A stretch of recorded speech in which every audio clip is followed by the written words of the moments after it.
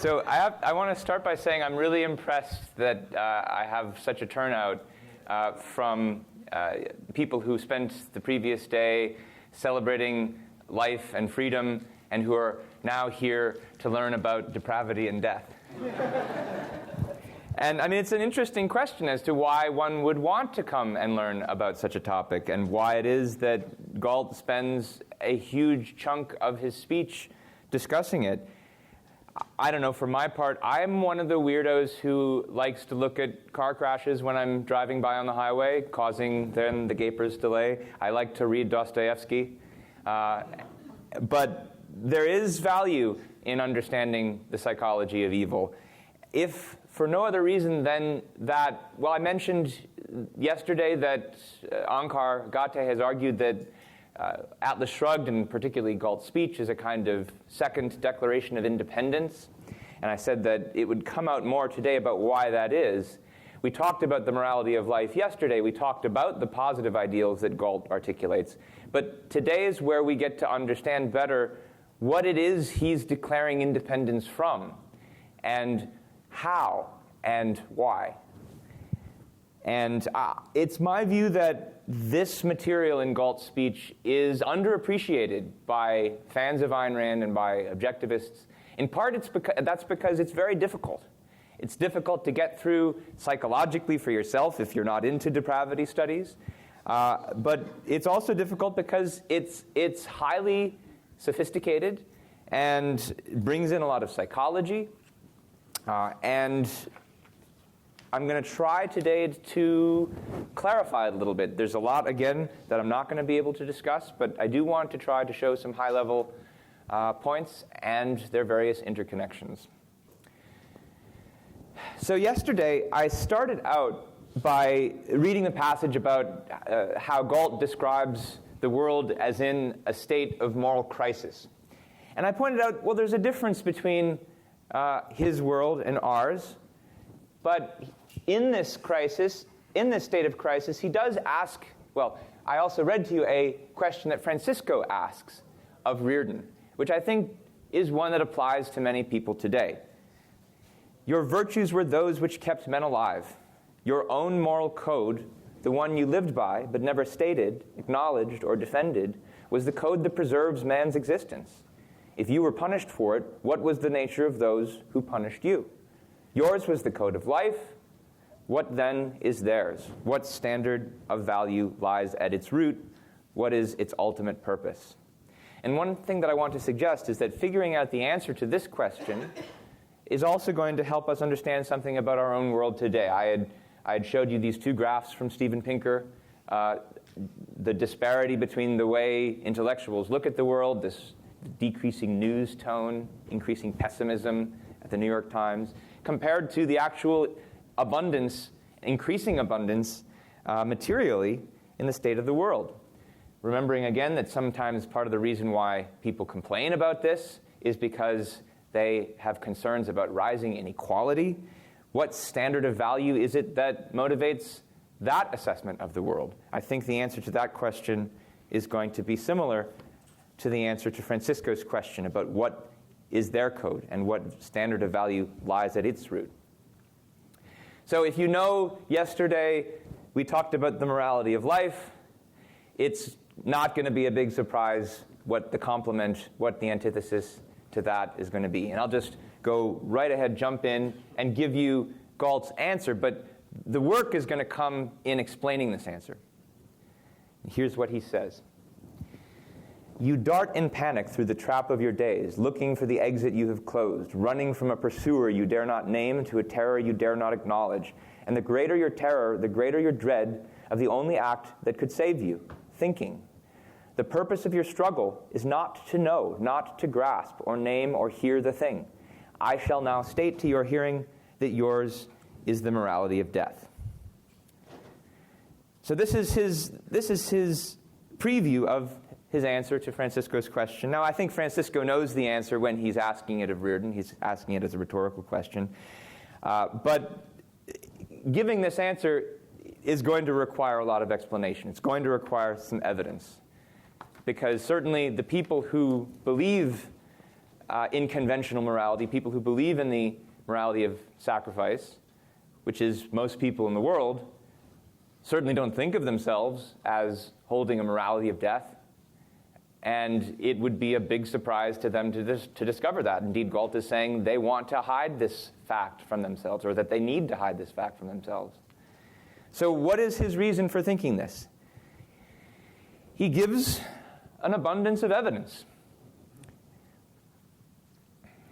And for the time being, I want to highlight at least some of the important evidence that he gives. I think the biggest piece is something yet to come that I'm going to develop. But let me at least give you some condensed points of the major pieces of evidence that he offers for why the morality of self-sacrifice is the morality of death.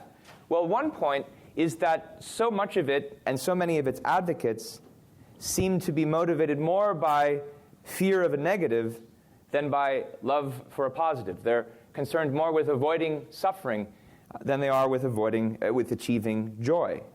And this connects back to some of the things that we discussed yesterday about existence and identity, and how all things that exist have specific identity, including living things, and especially including human beings. Remember, life is an active process.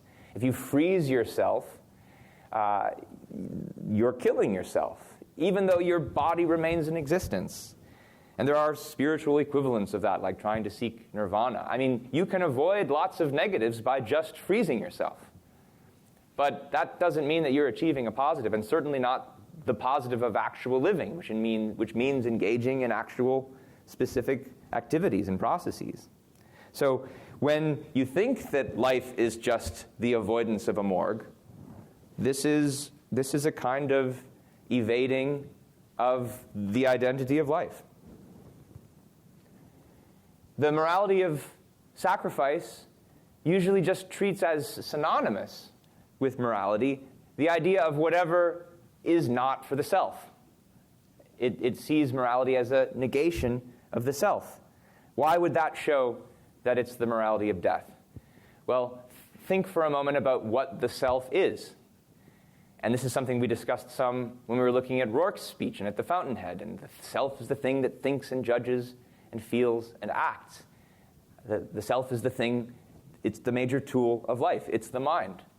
So if it's anti-self, it's anti-mind. That's something we're going to expand on a little bit more. Now, of course, a lot of advocates of the morality of sacrifice are going to say, but look, we are trying to achieve something positive. What would they say that they're trying to achieve? You're sacrificing yourself, but for what? For others, they'll say. That's the positive, right? But then take a look at what it is about the others that this morality is so motivated by.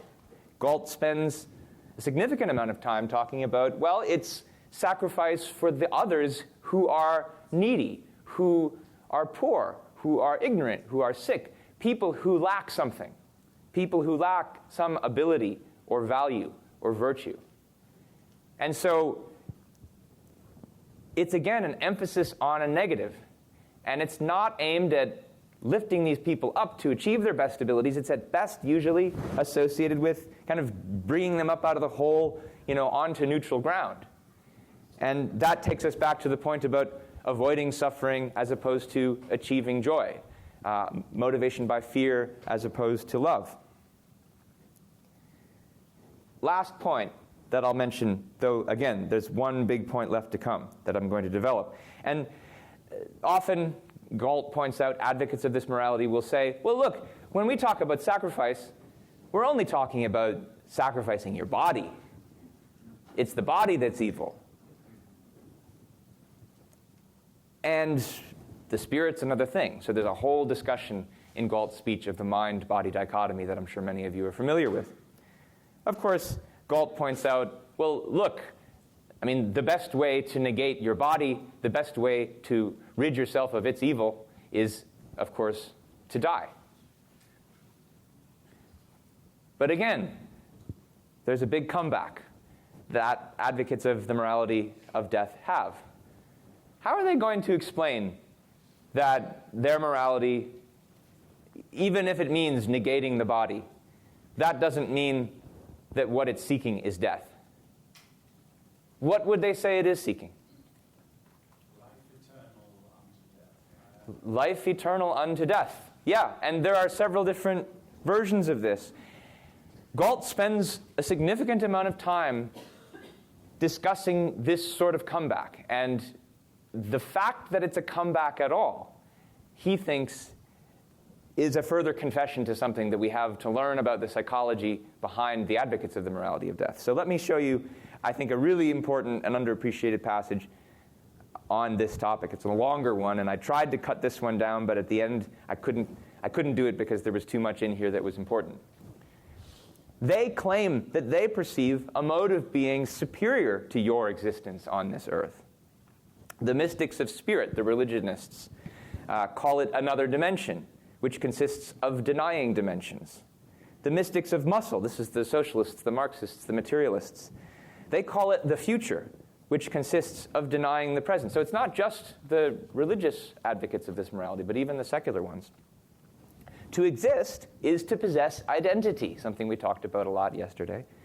What identity are they able to give to their superior realm? They keep telling you what it is not, but they never tell you what it is. All their identifications consist of negating. God is that which no human mind can know, they say, and proceed to demand that you consider it knowledge.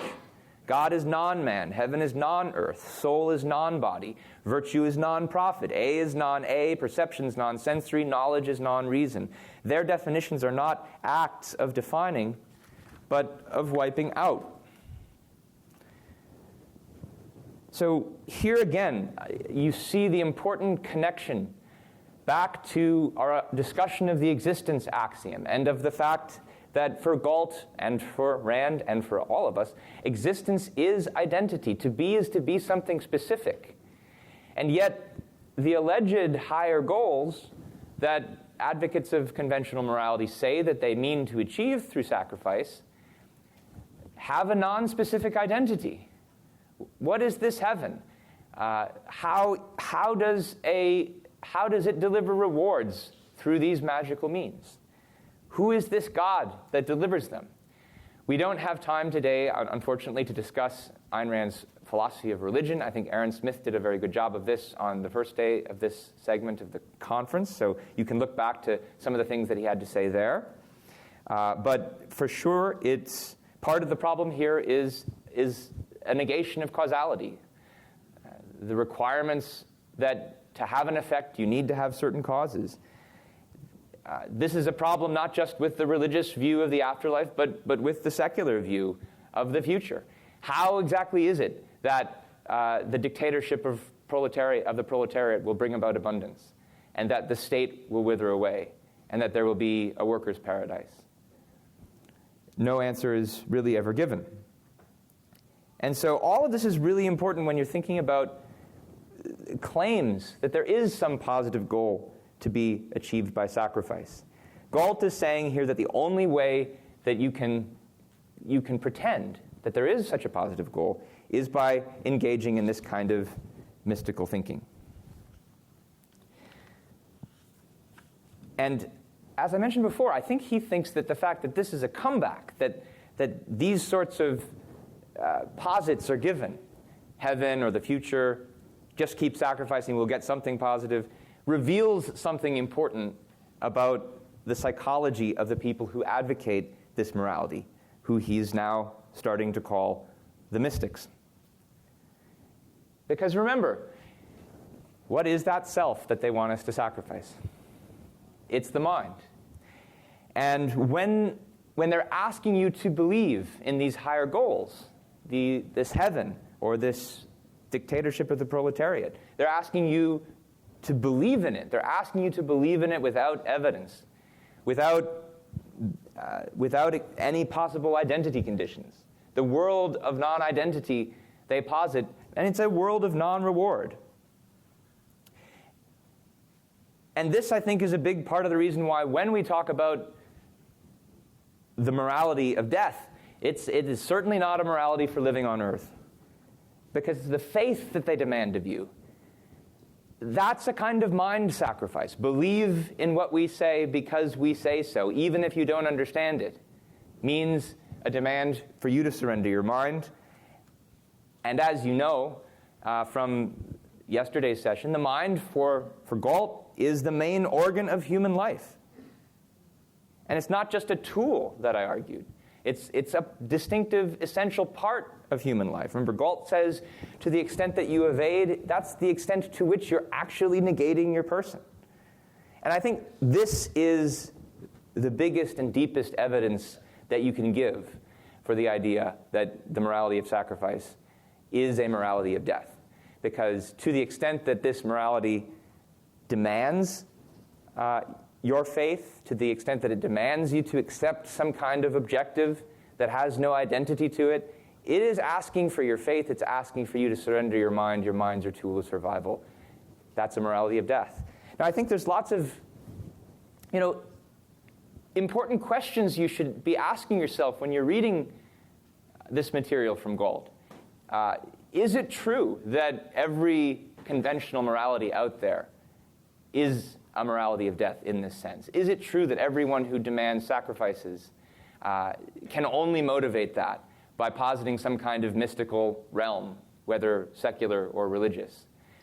Certainly, many of the prominent examples that I can think of do precisely that.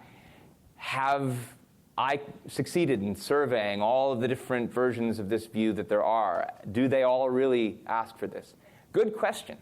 And that would be something I think I would encourage each of you to think about. Have you encountered arguments from friends, for some kind of morality of sacrifice, which don't need to engage in mystical thinking to motivate their suppositions? Good question, and I encourage you to think about it. But supposing that Galt is right about this, and supposing that it is only mystical thinking that can motivate this thinking, and that's not a positive goal, that's not some positive form of wanting to live on earth, well, what is the motivation? And he already dropped some hints about this, right?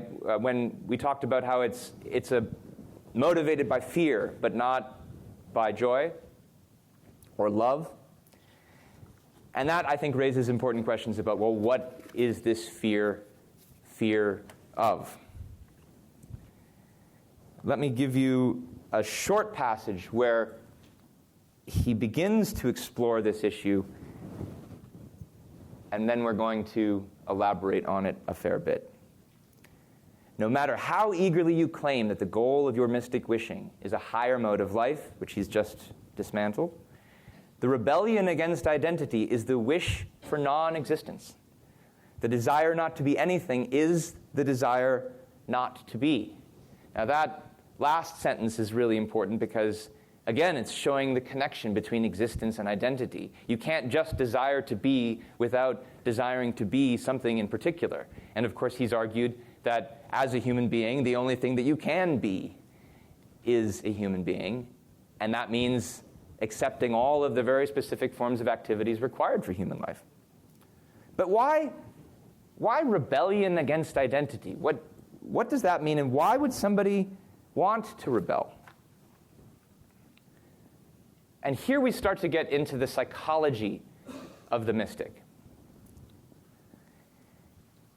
It's important for Galt that these allegations about a higher mystical realm are not just sort of innocuous, incidental, wishful thinking on the part of the advocates of the morality of death. He thinks the fact that they muster these ideas, it reveals something about their deeper motivation. It shows that they're using it as a rationalization to cover for something that they don't want to accept. And here we get into the material, I think, that's especially underappreciated by a lot of readers of Galt's speech. Galt argues that these mystical theories are rationalizations that help the theorists avoid really important and deep facts about life that for some reason they are uncomfortable with. It helps them to, first of all, evade the fact that cause and effect is an absolute, that and this is an aspect of the law of identity, that real specific causes are required to bring about real effects. And there's a particular version of this that advocates of the morality of sacrifice especially want to evade. That's the fact that there are some people in the world who know this, and there are some people in the world who act on this. They're the producers. Something about those producers is offensive to the advocates of the morality of death. Something is frightening about them. What exactly? We need to figure out. But it's especially frightening to them because they themselves rely on those producers. There's different versions of forms in which they evade this fact. If we're talking about the mystics of spirit, the religionists, they'll evade their reliance on producers and their ability to discover the causes that bring about effects by saying that production is sinful. This is the old religious idea in one form or another that it's harder for a rich man to get to heaven than it is for a camel to enter the eye of a needle, or the idea that we should emulate the lilies of the field. They neither toil, they neither reap, they don't worry about the morrow. All of, you can't take it with you. What's the secular version of this, by the way? Precisely. That's exactly what I was going to say. And there's an entire philosophic apparatus that's associated with the "you didn't build that" idea. It's the idea that we don't have free will. It's the idea that the mind is nothing but matter. It's the idea that, "you didn't build that" is essentially the motto behind the philosophy of egalitarianism, in particular John Rawls. The idea that even if you work hard, even if you earn what you earn because of your work ethic and your character, well, your work ethic, that's just something that you got from your upbringing and from your genetics. And so how can you take credit for that when some people just weren't born with a good work ethic? And that's the even more explicit evasion of the producers. In Galt's view, at least, the religious view accepts that these producers exist. It just says that what they're doing is wrong. This view says they don't even exist. And Galt's view is that this is not just, these people who believe these things have just made honest mistakes because they've made mistakes in reasoning in their interpretation of the science. I'm sure there are such people, but Galt's point is they're not the ones who are pushing these ideas. He thinks that they are frightened by something, and they don't want to accept it. So I forgot to put this point on. Mystics of muscle see the mind as non-existent. That's what we were just talking about. So the big question is, why would someone be so frightened and fearful of the minds of others, of these producers, that they would erect entire theories of ethics and metaphysics just to evade that fact, just to feel comfortable that those things are not real? And I think looking at the answer to this question is going to help clarify something that we discussed briefly on the first day. There was a passage from Rourke's speech where he says the choice of independence versus dependence is the basic issue, but it rests upon the alternative of life and death. And a point that I raised at that time, well, how could independence versus dependence be the basic issue if it also rests on something deeper?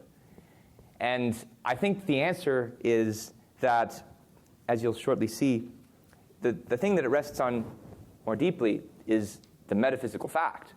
But what's the basic issue psychologically is the choice of dependence versus independence. So this connects us to the first day. And here's the passage that I think helps do that in Galt's speech. Galt says, "A mystic is a man who surrendered his mind at its first encounter with the minds of others. Somewhere in the distant reaches of his childhood, when his own understanding of reality clashed with the assertions of others, with their arbitrary orders and contradictory demands, he gave into so craven a fear of independence that he renounced his rational faculty." So, at a certain point, mystics started out as someone like Peter Keating, someone who's afraid to stand up for himself, someone who's afraid to form his own judgments, and so unthinkingly accepts the conclusions of others. But that then has consequences. It means that you don't know what it is to think for yourself. And let me show you what some of the consequences of not knowing that will be.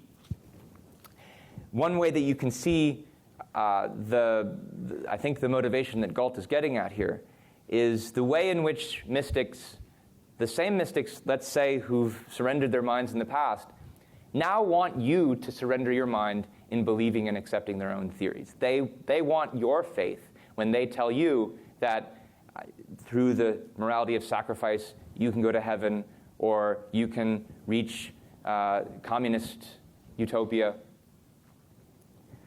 Why do they want your faith in believing these things? One point that Galt makes is that they fear your mind. They fear your consciousness. They don't understand how the mind works. They don't understand how it is that somebody can discover the causes that bring about effects. Why? Well, they haven't done it themselves. They haven't bothered trying to do it themselves. They see the power that you have as a sort of magical power. They're in the kind of position of a primitive savage who, like the ones in the cargo cult, if you know that story. And Galt makes use of the imagery of savagery here. But these are savages living in a modern world. And if you read Atlas Shrugged, many of the looters are described as having this mentality of looking at people who have a mind as having some kind of magical power over them. You see a lot of this in the interactions with Stadler, with Reardon. And so they don't regard themselves as being able to think themselves. If you take them on faith, that gives them a sense of control over your magic. Makes them think, oh, they've got the magic too, if they can control your magic. Not only that, but so I said they don't really understand how the mind works if they've not tried it themselves. But on some level, everybody knows. On some level, everybody knows how the mind works, if only from their earliest days when they really did have to make some decisions for themselves. And everybody knows they need to use their mind on some level.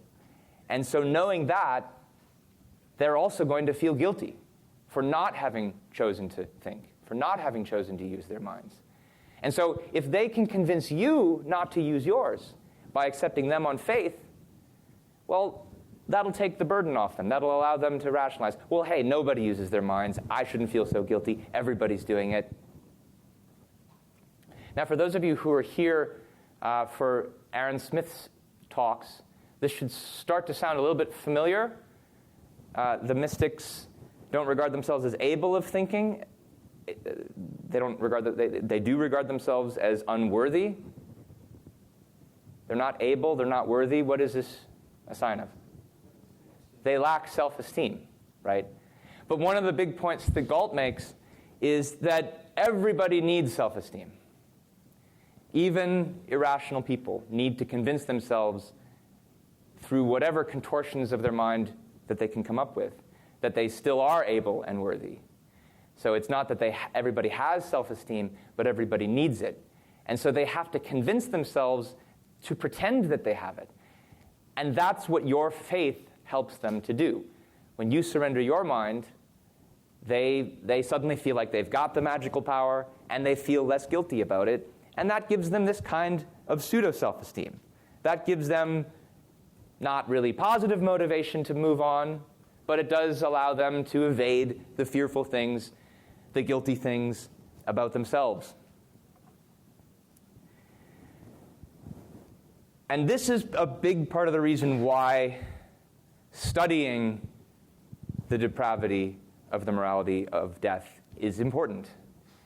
Because if we know something about what motivates them, and we know that part of what allows them to keep going is what we give to them in the form of our faith, for instance, this has implications for how we need to act in the face of them.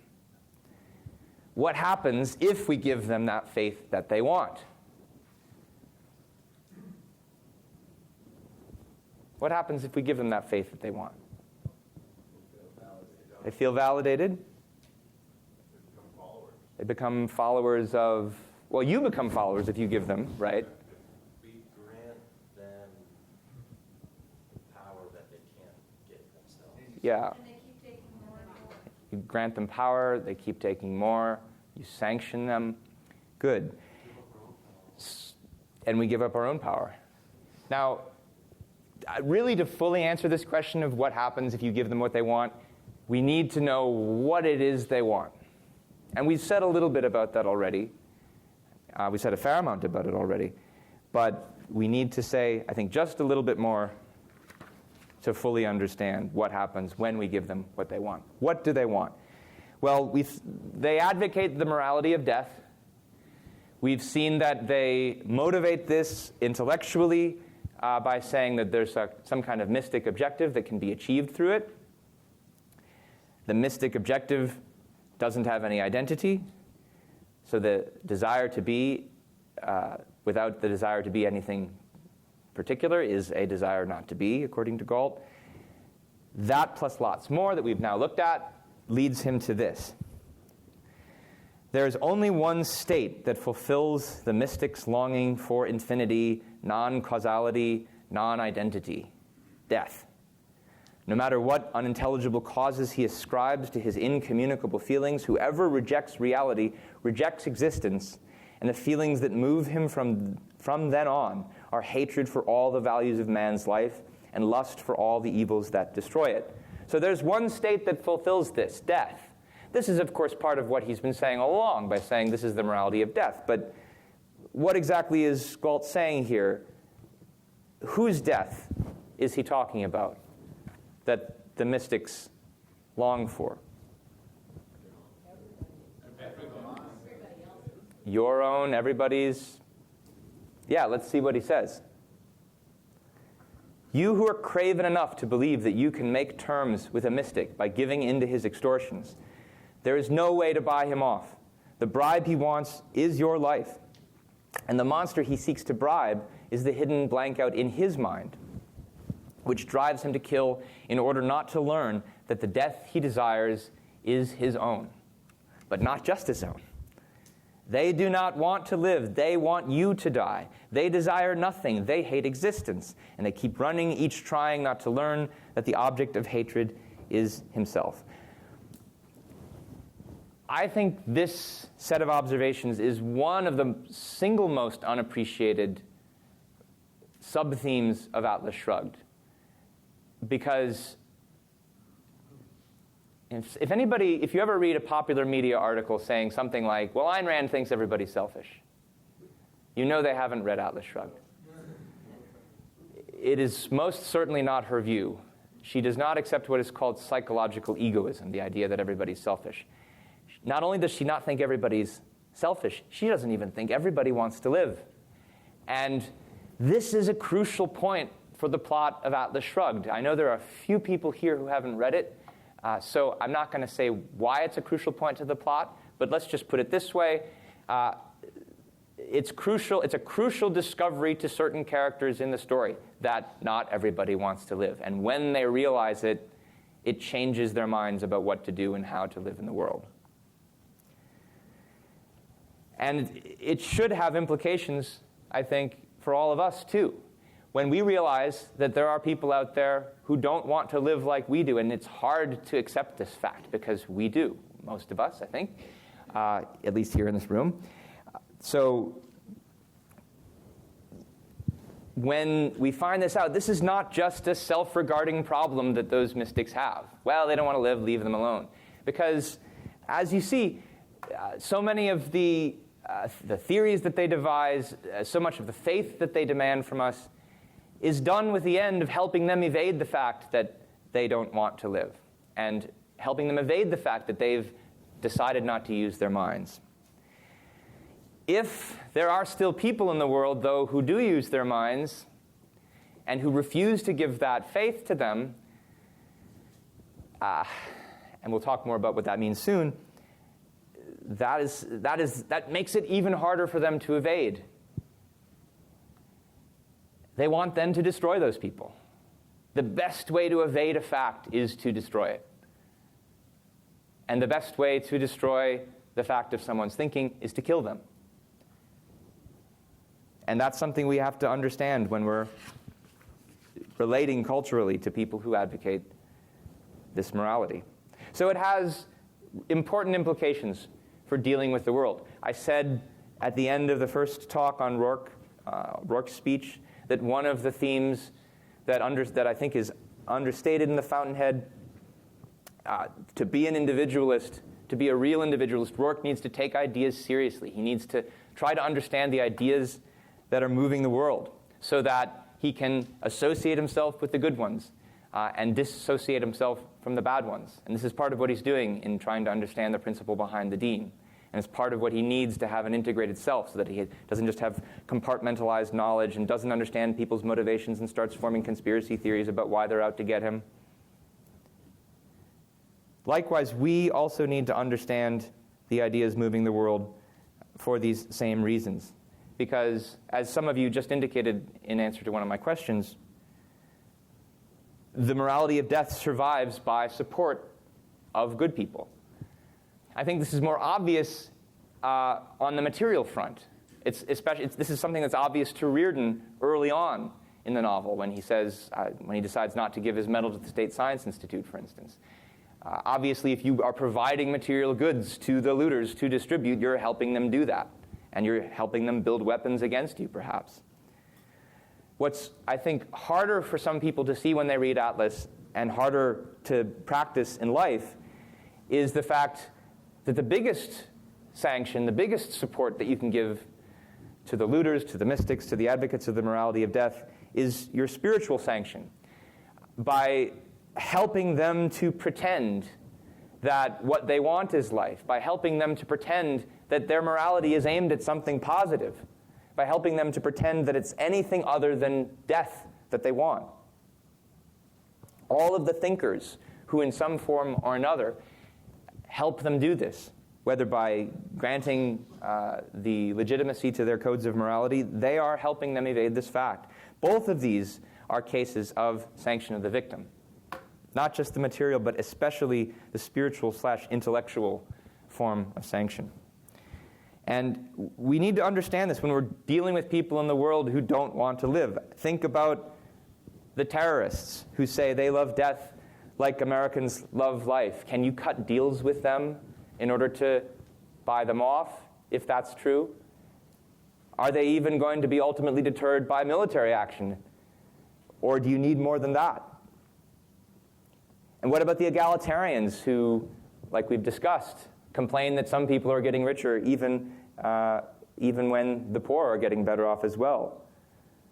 They see something threatening just by the mere perception of somebody doing better than them or better than someone else. Can you appease them by saying, well, capitalism raises all ships, when it's not really raising the ships that they care about? It's the cutting down the tall poppies. It's the fear that's really motivating them.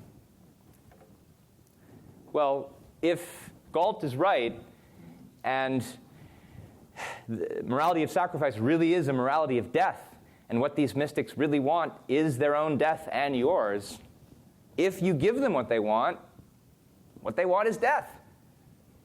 And that's what they'll get. And that's what you'll get in one form or another.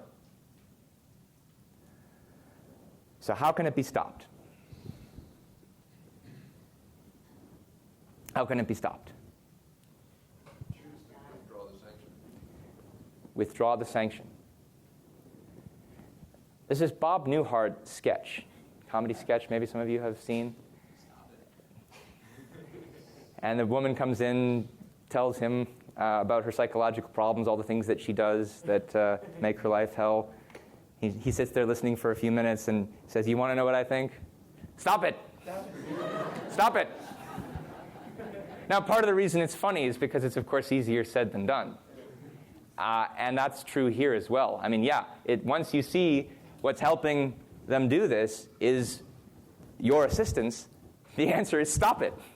But stopping it is difficult.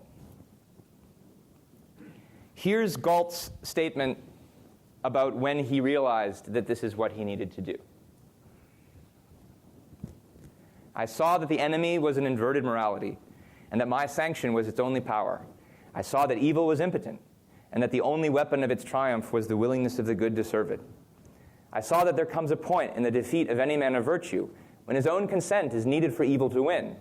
I saw that I could put an end to your outrages by pronouncing a single word in my mind. I pronounced it. The word was no. So that's stopping it. To wrap up, I want to look at the very last few paragraphs of Galt's speech and observe something about how I think people often process them. The second or third to the last paragraph in the speech is one of the most frequently quoted paragraphs in the speeches. And that's because it's beautiful. I won't read all of it here. I will read just a little part of it. Part of the reason I'm not reading all of it is because I want to say something about its context. In the name of the best within you, do not sacrifice this world to those who are its worst. Check your road and the nature of your battle. The world you desired can be won. It exists. It is real. It's possible. It's yours. And when I read the whole thing, I choke up. That's part of the other reason I didn't want to read the whole thing. But this gets quoted all over the place. See it on bumper stickers. I've seen it used in primetime television. And I think that's because, by itself, without the surrounding context, it's very beautiful language, but the content of it is indistinguishable from generic self-helpy, power of positive thinking kind of stuff. And that's not meant as any kind of criticism of Ayn Rand, because this is not all she wrote. She also wrote the next paragraph, which never gets quoted. And this is important. Immediately after this, she says, but to win the world that's possibly yours, requires your total dedication and a total break with the world of your past, with the doctrine that man is a sacrificial animal who exists for the pleasure of others. Fight with radiant certainty and the absolute rectitude of knowing that yours is the morality of life, and that yours is the battle for any achievement, any value, any grandeur, any goodness, any joy that has ever existed on earth. So I said that you really needed to understand the morality of death to know what it is that Galt is declaring moral independence from. Now I think we have a better idea of what that is and what that means. It requires this total break with the world of your past. In the novel, what this means is physically separating yourself from the society, going into the gulch. Now, I also said at the beginning of our discussion of the speech that Galt's world is not ours. Galt's world is collapsing around him. People are dying everywhere. Our world is not like that. Think again about Yaron's talk, and think about the increasing material abundance all around us. We're not living in that kind of world, and even intellectually, the thinkers of our world are not as bad as the thinkers of Galt's world. And so, and it was Rand's view, I believe, that physical separation is not necessary. But what she did think was necessary was cultural separation, breaking with the culture. And so in practice, in our world, I think what this means, especially because of the sanction, the victim issue I mentioned, is not helping people pretend that sacrifice has these higher objectives. Do embrace human existence in all of its identity. The ultimate message here is you've got to choose life on earth. There is no other kind. Thank you.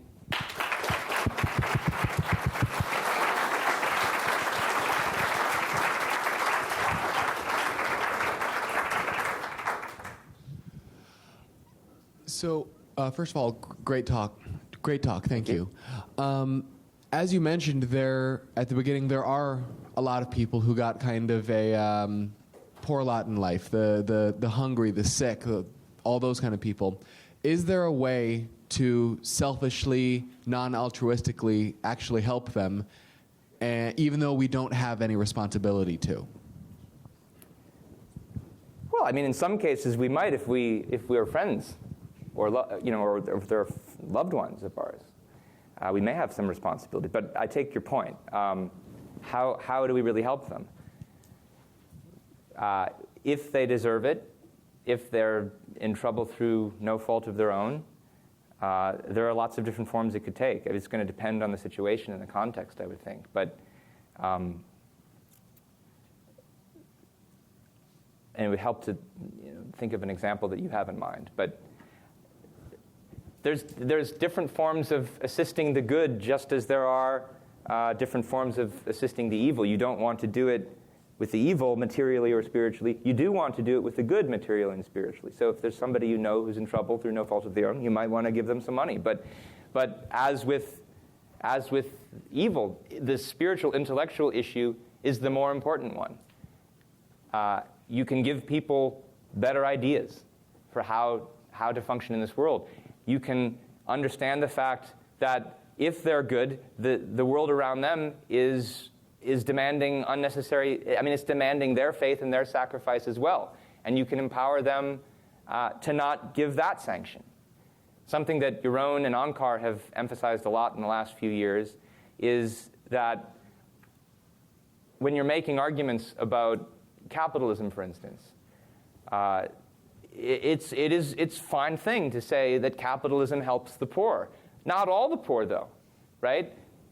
It doesn't help the undeserving poor. It doesn't help people who are in trouble through some fault of their own, people who are lazy or complacent, or who want to keep the same job they've had for 40 years and are worried about immigrants taking it or something like that. That capitalism, free trade is not going to help those people, but it will help the people who deserve it, the people who are trying to get ahead in life. And those people are the greatest victims of the regulations that stop them from advancing. I'm not sure if that's what you were getting at, but that's my first reaction. Thinking more specifically like those who are so permanently disabled they're unable to work, things of that nature, but yet might have a objectivist type spirit. Such people exist, and when there are either the ones who can contribute something and there's the ones who can't, and the ones who can't contribute something can't, and they have to rely on charity, and they have in ages where the greatest, such an abundance was produced that an overflowing of it enabled them to do that. But in our age, there's so many ways even people who are physically disabled can contribute with their minds, and we need and capitalism and technology have figured out ways to do that. So I know you could have a whole talk about this, or even a whole course. But can you point to me some of the ways ecologism fits into the morality of death? Ecology? Yeah. If you mean ecological philosophy and environmentalism, then it is definitely a version of it, insofar as if you look at the intellectual leadership of the environmental movement, they are not motivated by clean air and clean water. They are instead motivated by bashing capitalism, science, and technology. And these are all indispensable tools of life, and so they're against life. Now, there's a challenge, I think, in working out the difference between the people who call themselves environmentalists, who are really like that, and the ones who really are concerned with cleaning things up. And it's a tough call how many there are of each type. And when you encounter somebody who says they're an environmentalist, you have to ask a lot of questions to find out. And in many cases, there isn't a clear answer because the person's mixed and they're confused about things. And they maybe have some elements of hatred of the good in them, and they have some elements of just really wanting to clean things up. But I definitely think that for some people who call themselves environmentalists, and for the ideology of environmentalism as such, it is like egalitarianism, a case of this morality of death. Yeah. Thank you for your talk, Ben. I appreciate it. It's the first time I've heard mind identified as an organ, and I was wondering if you could kind of explain that a little bit. That was my word. I don't think it appears in the speech as such. Part of the reason that I chose it was because I first wanted to say the mind is a tool of survival, which is also true.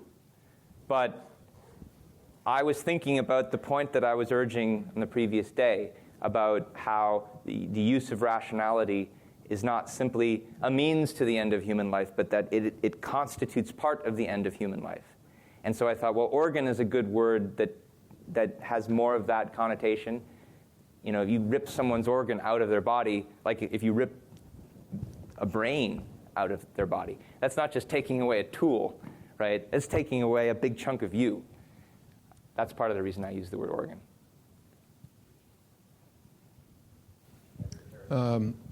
Ben, I was wondering if you think there is a value in making the distinction between faith and fantasy. Most of the time, those are synonymous. But I'm thinking of faith as something I don't know the answer to yet. It's usually used that faith is something in principle you can't know, and you just have to accept it. And if that distinction isn't useful, if I'm being clear here at all, what kind of a concept or a word would you use for something that you don't know yet, but you have a belief, a motivation to pursue? Okay, so I think it's really important to use the word faith in a sense that clearly distinguishes it from the concept of reason, because there's a real fundamental choice to be made there. The word is used in lots of other ways that don't necessarily imply a distinction from reason. So, for instance, sometimes people will say, I'm taking it on faith from my friend that the way to get to the gas station is to go 2 blocks down, take a left. Sometimes people use the word just to mean beliefs, knowledge that they get from other people. It's not a great usage, but when used that way, it's innocent. But it's like all the debates we can get into about how to use selfish as a concept. Some say that there are good senses, some say there are bad senses. I think it's important to distinguish faith from reason for the same kinds of reasons it's important to distinguish selfish from selfless. There's a real fundamental choice there to be made in regards to how you govern your thinking and how you govern your life for selfish versus selfless. And so there are plenty of different words we can use to talk about the things that are sometimes called faith that are innocent, like you have confidence in something, you have a hunch about something, and it's going to depend on the particular situation and what you're thinking about. You have a hypothesis that you want to test. Maybe you've got a little bit of evidence. Sometimes the things that people think that they don't have any reason for and are just taking on faith, they really do have a reason for it. They just haven't articulated it. Because sometimes the evidence can be, just a really tiny amount of evidence. I think, when detectives and cops on TV shows talk about, I got it and feel it in my gut that this is true. They really do have some evidence. It's just that it isn't proof yet. They say it listens. It's just you hear it, and there's nothing obvious that says no, so I'm going to pursue that. Right. Yeah, but there's something that they have that's letting them think that when it's rational. So I wouldn't call that faith. Thanks for the talk. One thing that blew me away about Ayn Rand from the start was she keeps asking why. She doesn't just say, that's how life is, that's the way it is. She keeps asking why and why. And coming back to your point on, mystics of muscle and mystics of spirit promising eternal happiness in some other life, I fear this is some kind of a rhetorical question, really. I mean, the mystics, they keep saying, it's evil to be happy here on earth, right? Don't, sex is sin and material production, all of that. Happiness here on earth is forbidden. But why is it okay in the other world to be happy? Why is it okay in heaven to be happy forever and ever and ever? Has there ever been some argument brought forth?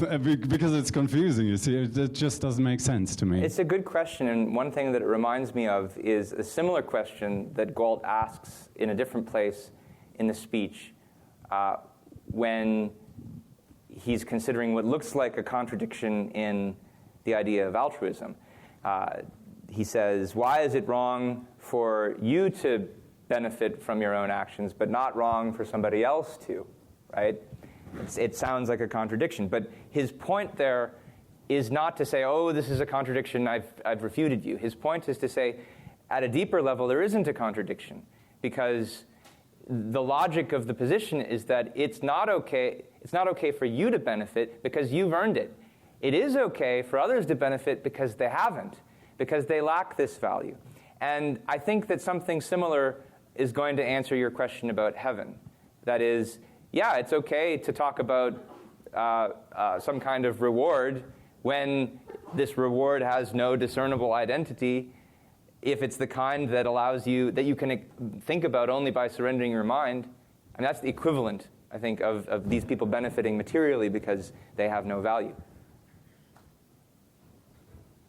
A quick question about looking for resources. So studying objectivism, living by it is obviously incredibly difficult for not rational but very real reasons. And I'm wondering if there's, in terms of like turning your back on all the things that aren't objective, if there are places to go that can help you do that. Like if you're trying to learn how to do a backflip, it's extremely difficult, it's scary, but you know exactly what you need to do. But if you just had people there that could help like get you over the hump, that's there. I feel like there's a lot of learning, like how, like what it means to be objective, and I'm looking for places to go to like help do those things. Well, you came to the right place.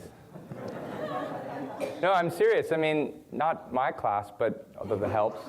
I mean, places like this conference. And I say that not out of completely shameless promotion of the Institute, but because when you gather together with people who share these values, that makes them psychologically real to you in a way that simply studying texts won't. It gives you real people that you can get to know and live up to and emulate. And I should say, part of, I think there's so much wonderful, there's so many wonderful things that have resulted from the technology of the internet and your ability to learn on the internet about these ideas. And I'm super pleased that more and more material from Ayn Rand is going up. But nothing on the internet is a substitute for getting to live and interact with real people. And that's not just about going to conferences, it's about finding people where you live who share these values in whatever form that you can socialize with, that you can learn with, that you can trade with. And so to whatever extent you can find people in your area who are interested in pursuing these same paths in life, find them. Anything other than OCON and local groups come to mind? Whatever you can make for yourself. We got about 2 minutes left and probably 10 more questions, but stick around after. Thank you, Ben. Don't you think that the fact that our world is much better probably than Galt's is the thing that maybe keeps their ideals alive? Because sometimes it seems that we have to say, like, what if we live for God? And that is like the only way to show them, maybe just say, stop producing, stop doing things, and to show them. And how do we do not to get to an extreme to show them that if we live for God and not for us, and if we are not selfish, and that life is not just possible. So my question is, how do we show them without getting to an extreme? I'm not exactly sure what you mean by showing them without getting to an extreme. Are you saying something like, how do we show them without withdrawing from society? And yeah, like maybe like Galt did. Right. Like if we live for God and just stop producing, people are going to starve. We are not going to have like nothing. Right. So I suggest taking a look at 2 essays by Ayn Rand on this. Actually, mainly just one. Take a look at her essay, How Does One Live a Rational Life in an Irrational Society? Because one of the things that she makes clear there is the enduring importance of moral judgment. And there's a lot of different ways to approach this. You don't have to withdraw from society to demonstrate to the world what your values are. Sometimes a simple "I don't agree" is enough, and sometimes more than that is even better, explaining yourself. We had a wonderful discussion the other night. I don't see many students here, but the Strive group had a wonderful discussion about what it's like to live on a college campus today and to feel alienated from your culture because of it, and ways to interact with people that are productive, and ways to benefit from stating your judgments of people, productive ways of doing that, where you're not necessarily alienating people from you, but where you're opening yourself up to more and better conversations with people, putting your values out there so that you've clearly defined the terms of your interaction with the world can yield so many surprising benefits it's hard to estimate. Yes, it also causes awkwardness, and it causes sometimes to lose friendships and opportunities, but then you often discover these are maybe friendships and opportunities you didn't want in the first place, and you're glad that you made that clear so that they didn't happen. I don't think anybody recorded that discussion, unfortunately, but if you find Dr. Salmieri or Dr. Gorlin, they'll tell you more about it. That's time. Great job. Thank you, everyone.